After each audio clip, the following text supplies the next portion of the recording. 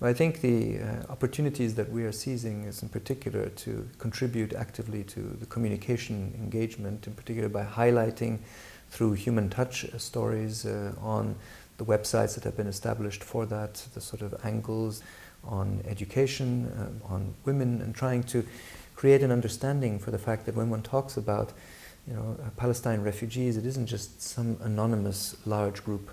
These are people, men, women and children, like any other men, women and children in the world, who are now going through extreme circumstances, but who have at the heart just one hope, which is to live a more normal life, to live a life of dignity. And I think for European audiences to get a better understanding of that these are, it's just some vague concept out there in the Middle East. But again, men, women and children with hopes and expectations in life that are very similar to our own. Maybe it is a way of closing a gap of understanding of why it is so important not to neglect these communities, despite the fact that there have been 65 years of struggle and of concerns and of despair and loss.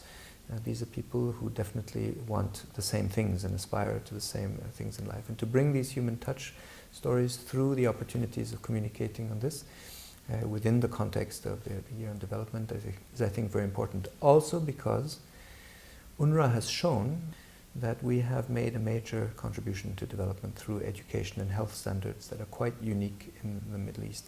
And it's worth understanding for European audiences what use is being made of taxpayers' money. And it is not something that just simply disappears somewhere in the Middle East. It goes directly into the education and health for Palestine refugees, and I think it's very important to know that.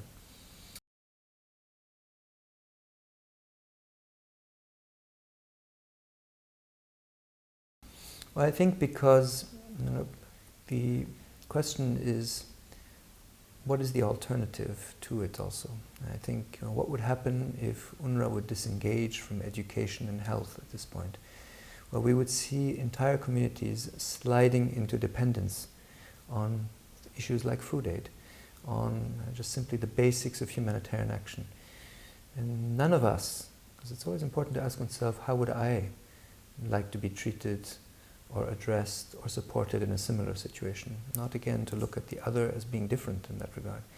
If I were a refugee, I wouldn't want to be dependent on food aid, as is tragically the case right now in Gaza for 860,000 people. I would like to be able to be in charge of my own situation.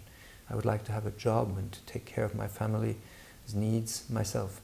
And so I think also the European Union's focus on, for example, supporting UNRWA in job creation opportunities and on education are fundamental issues. And people have to understand, if we don't invest in this, the situation in the Middle East will only become more dramatic.